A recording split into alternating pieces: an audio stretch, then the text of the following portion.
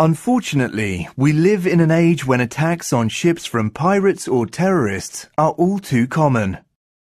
In many cases, the crew will not have expected that it could actually happen to them. This film will help you protect your ship and keep yourself and your fellow crew safe.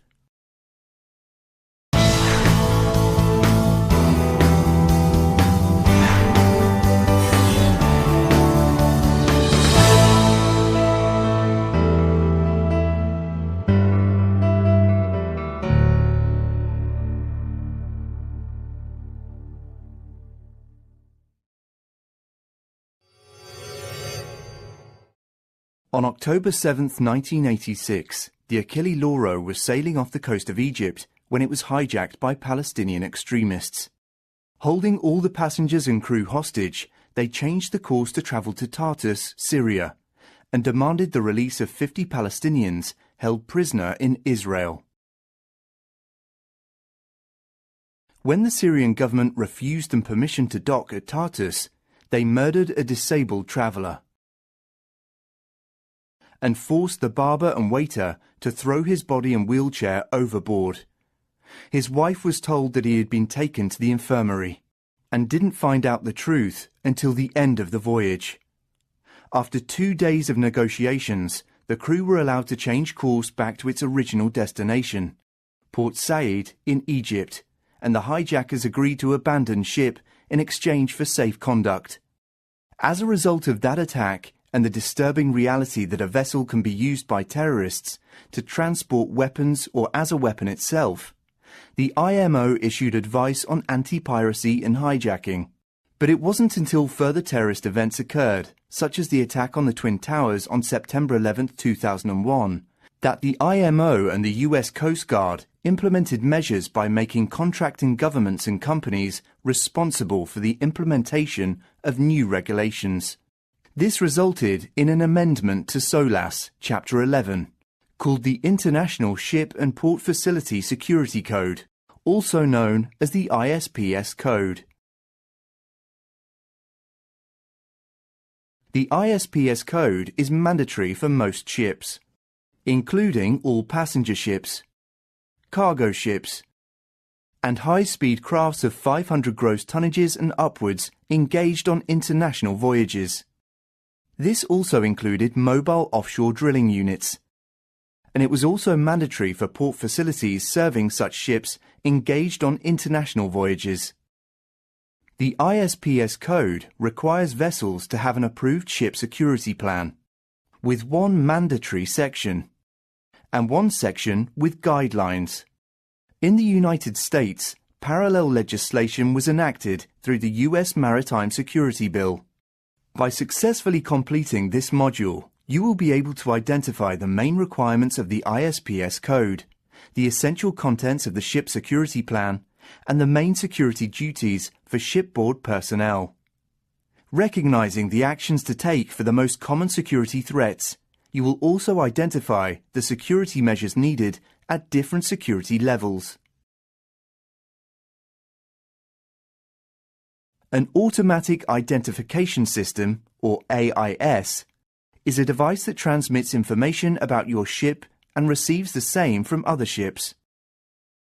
Information such as call sign and ship's name, speed, course, and destination can all be transmitted, and it will also be received by coast stations. The AIS is an important tool for coastal states to monitor ship traffic and to detect possible threats. According to the SOLAS Convention, an AIS must be fitted on all passenger ships and all ships of at least 300 gross tonnage on international voyages. They should also be on cargo ships with at least 500 gross tonnage that are not engaged on international voyages. In the event of a terrorist attack, ship's personnel must be able to alert the authorities ashore without letting the terrorists know that an alarm has been raised. This can be through a ship security alert system, which must be capable of being activated from the bridge and from one other location. It should not give an indication on board that the alarm has been raised. and it should continue to transmit the ship security alert until it has been deactivated. The transmission must not be sent to other ships in the vicinity, but to a competent authority ashore.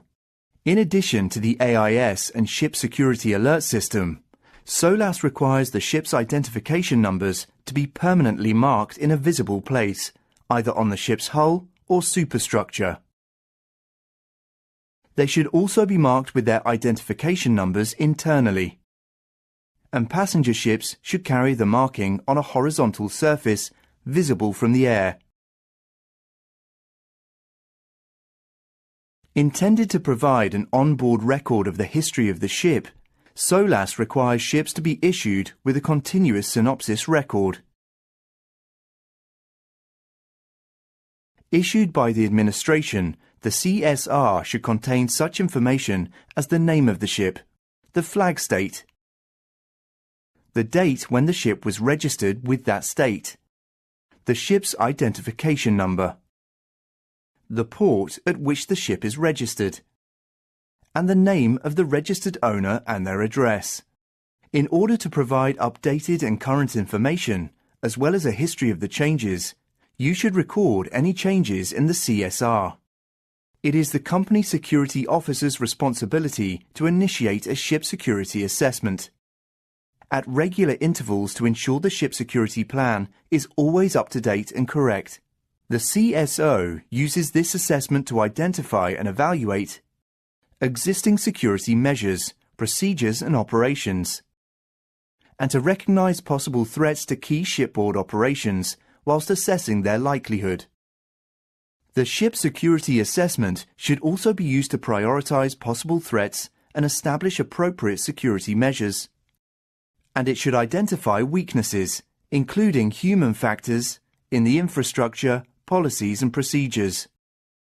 All ships covered by the ISPS code must have an International Ship Security Certificate, which will be issued by the Flag State Authority after they have verified compliance and approved the ship security plan. Although this procedure can be delegated to a recognized security organization, such as a classification society. This certificate will be checked during port state controls, and the Flag State Authority will periodically audit the ship security arrangements to ensure the vessel continues to qualify for renewal. One of the main requirements of the ISPS code is the need for a ship security plan. This is a document that states the detailed procedures for the prevention and response to security threats, including different procedures for different security levels. According to SOLAS and the US Maritime Security Bill, a ship security plan must be available on all ships of at least 500 gross tonnage engaged on international voyages, including high-speed crafts and mobile offshore drilling units. The plan will include a list of restricted areas which are classed as spaces that are essential to the operation, control, or safety of the ship. Typical restricted areas are the bridge, the cargo control room, the engine control room, the engine room, and spaces with access to potable water tanks, pumps, or manifolds. Restricted areas may vary from ship to ship, and it is important to remember that their number and nature depends upon the current security level. This is set by the port state and indicates what security measures should be taken. There are 3 defined security levels used to communicate the extent of the threat present in a port. Security level 1 is defined as normal risk. This means that minimum appropriate security measures must be maintained at all times. Security level 2 is defined as increasing risk. This means that appropriate additional security measures must be maintained for a period of time as a result of the increasing risk of a security incident. Security level 3 is defined as incident imminent. This means that further specific security measures must be maintained for a period of time when a security incident is probable or imminent, although it may not be possible to identify the specific target. Before entering a port, the ship security officer must communicate with the port to find out which security level is applicable. As a ship can never have a lower security level than the port facility, a declaration of security is needed when they are at different security levels. Often in the form of a checklist, the declaration of security is an agreement reached between a ship and either a port facility or another ship with which it interfaces. It specifies the security measures that each will implement and is checked by the ship security officer in cooperation with the local port facility security officer. It also indicates whether a ship and a port facility are operating at the same security level and requires procedures for dealing with any inconsistencies.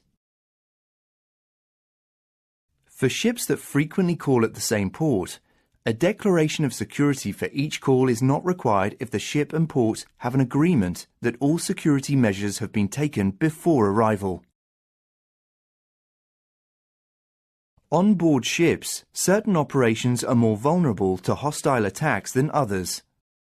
These are called key shipboard operations and include cargo and storing operations, navigation, machinery operation and steering control, and crew and passenger safety. The ship security plan must include responses for all possible threats to the security of a ship, including damage to the ship or port facility caused by explosive devices, arson, sabotage, or vandalism. Other threats include hijacking or seizure of the ship or people on board, tampering with cargo, essential ship equipment or systems, or ship stores, unauthorized access or use, including presence of stowaways, and smuggling weapons or equipment, including weapons of mass destruction.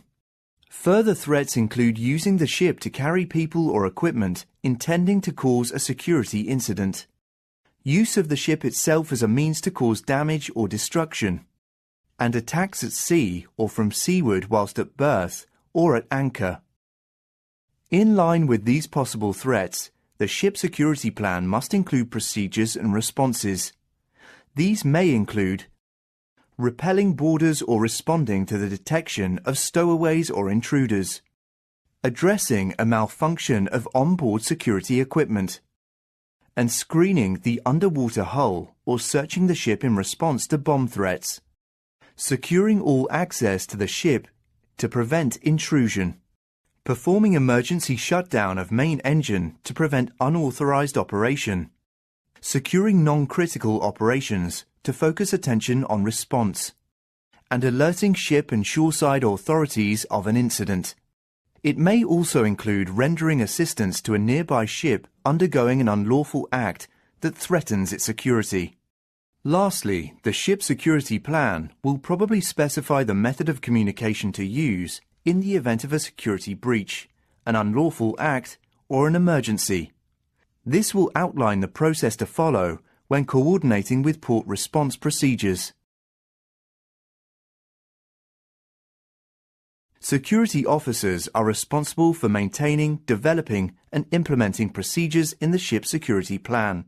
First, let's look at the company security officer. This is the person located ashore in the shipping company office who has the responsibility for developing, maintaining, and enforcing the ship security plan.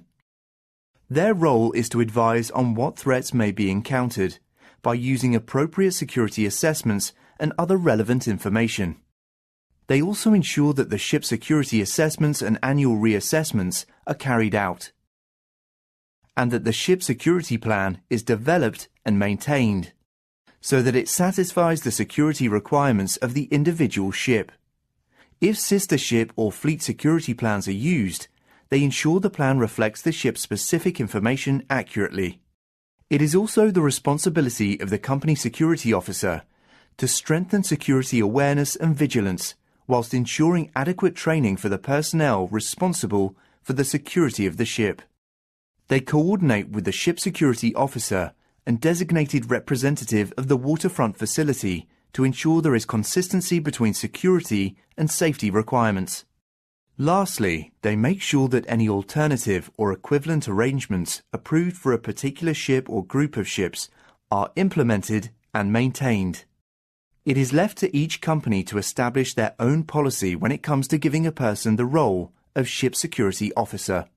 The role itself includes responsibility for the security of the ship, including the implementation, maintenance, and supervision of the ship security plan. Their duties include performing regular security inspections of the ship, proposing modifications to the ship security plan, and enhancing security awareness and vigilance on board, ensuring that adequate training has been provided to ship's personnel. The ship security officer will also ensure that all equipment associated with the security of the ship is properly operated, tested, calibrated, and maintained. They will also review and complete a declaration of security checklist when required. The last officer to consider is the Port Facility Security Officer. This is the person appointed ashore who has the responsibility for the development, implementation, revision and maintenance of the Port Facility Security Plan. Responsible for liaising with the ship and company security officers, as well as local authorities, the Port Facility Security Officer is the facility equivalent of the ship security officer. As the ship's personnel already have designated positions and duties in the event of shipboard emergencies, the ship security plan provides for equivalent security duties as well, including the inspection, control, and monitoring of restricted areas, key shipboard operations, and visitors on board. When signing on, you will be informed about your security duties. In order to perform them effectively, training and drills are essential. A drill should be conducted at least once every 3 months, or when more than a quarter of the ship's personnel have changed at any time, with crew members that have not previously participated in any drill on that ship within the last 3 months. This drill should occur within 1 week of the change. The ship security officer is then responsible for implementing a training schedule on board that will provide adequate and proper security training. This should include training on how to use security equipment. As this is likely to vary in design from ship to ship, it's important that you receive proper training on how to operate the specific security equipment on board. For example, these could be padlocks for securing restricted areas, passes for visitors on board, closed-circuit television for monitoring restricted areas, and X-ray machines for inspecting luggage and stores. Duties may include detection and identification of weapons and other dangerous substances and devices. The ship management company sets the policies for the types of weapons that are allowed on board. This must be clearly stated, as any weapon that is not listed in the ship security plan is not allowed on board at any time. You must notify the ship security officer immediately if you suspect there is a prohibited weapon anywhere on the vessel. Aside from the detection of weapons, you may also be given the duty of operating security equipment. You may also be responsible for physical search methods of people, baggage, cargo, or the ship's stores. The ship security plan must contain contingency measures and standard operating procedures for different security threats.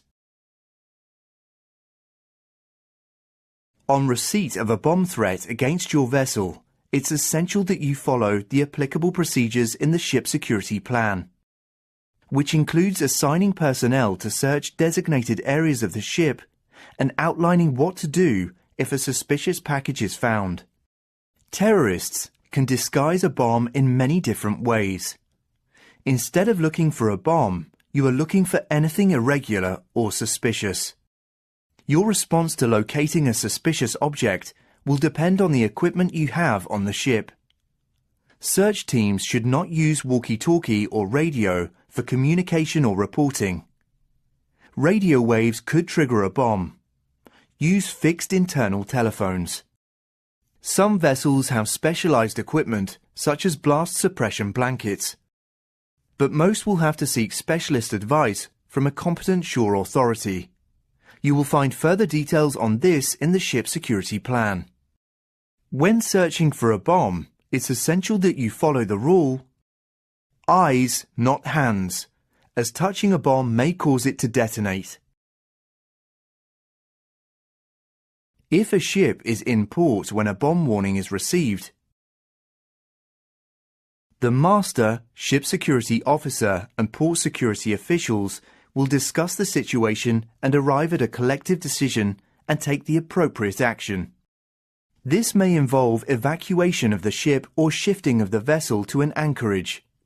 Each case will be evaluated on the prevailing circumstances and the nature of the threat.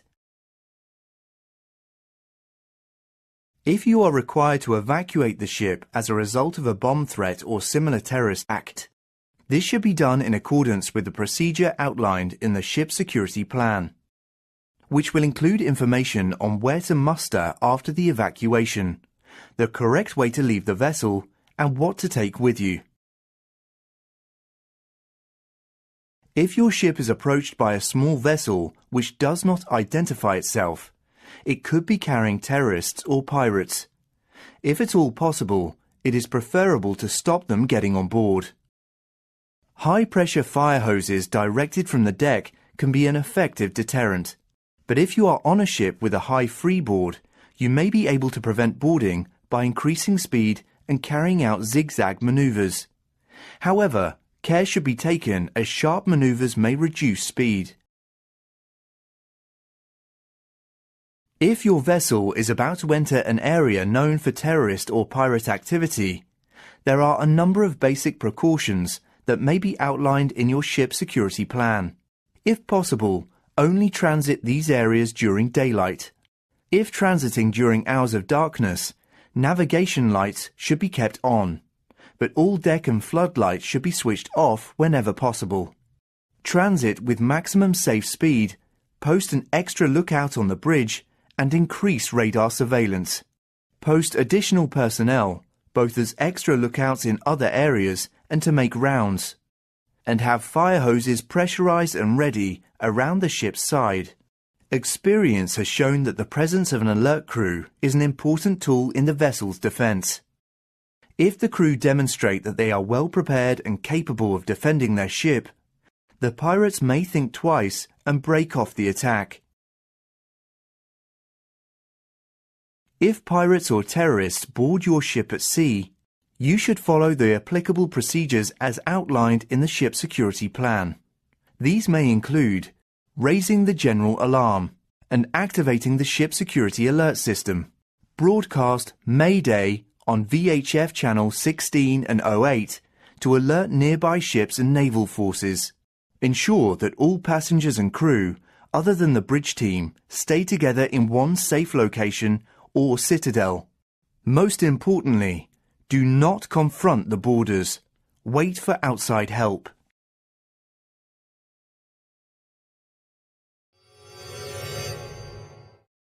Although the gangway is the most obvious access point to the ship, there are other ways to get on board, including ladders, side ports, or climbing up the mooring ropes.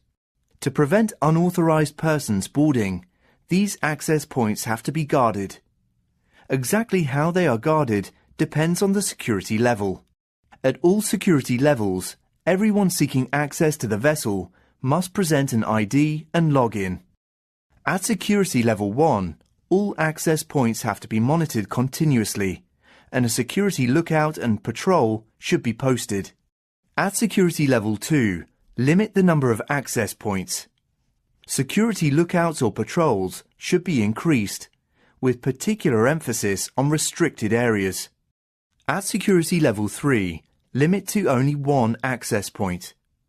Coordinate with the waterfront facility to extend access control beyond the immediate area of the ship and perform waterside boat patrols.